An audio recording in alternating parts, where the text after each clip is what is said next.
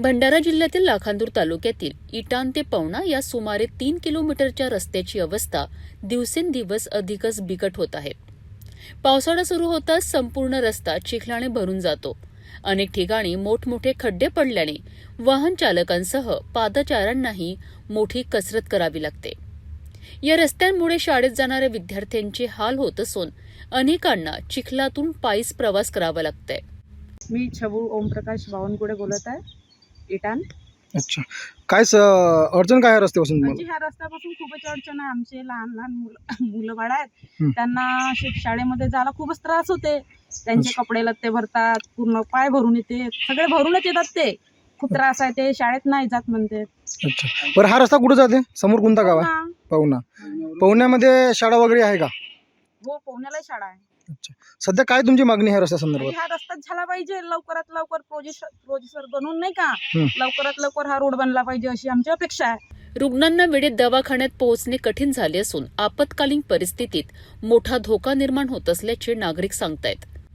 म्हणजे इटान जो आहे, इटानवरून पवनीला जाते वेळेस हा जर रस्त्याची जर दुरुस्त झाली, समजा रस्ता दुरुस्त झाला तर इटानसाठी तालुक्याच्या ठिकाणी जायला अत्यंत सोयीस्कर होईल.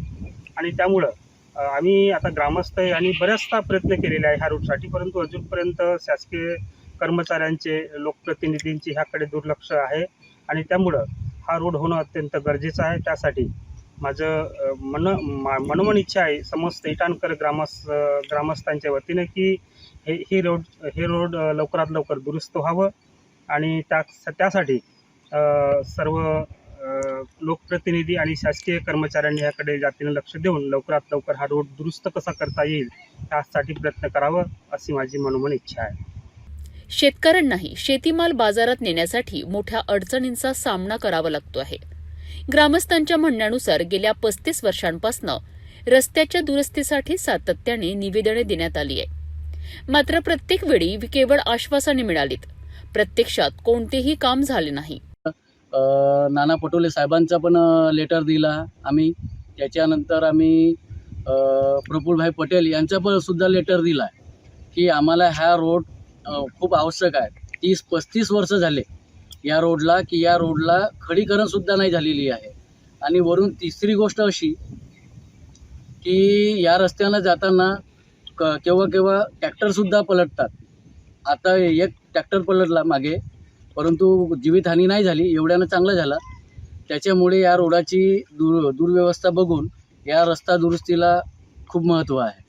आणि त्याच्यानंतर आम्ही खूप प्रयत्न करत आहोत, 3-4 वर्षापासून प्रयत्न करत आहोत, परंतु कोणी सहयोग नाही देत आहेत. या रस्त्याकडे कोणी लक्ष देत नाहीत. या रस्त्याचा नंबर आहे UDR 99. आम्ही हा नंबर देऊ थकलो आहोत. एकेकाळी या रस्त्यावर बस सेवा सुरू होती, मात्र आज परिस्थिती अशी झाली आहे की पायी चालणेही धोकादायक बनले आहेत. मतांच्या वेळी गावाची आठवण येते, परंतु रस्त्याच्या प्रश्नांकडे कोणीही लक्ष देत नाही, अशी संतप्त प्रतिक्रिया नागरिकांनी व्यक्त केली आहे. रस्त्याचे काम तातडीने सुरू न झाल्यास तीव्र जनआंदोलन छेडण्याचा इशारा ग्रामस्थांनी प्रशासनाला दिला आहे. आता प्रशासन आणि लोकप्रतिनिधी या गंभीर प्रश्नाची दखल घेणार का, याकडे संपूर्ण परिसराचे लक्ष लागले आहे.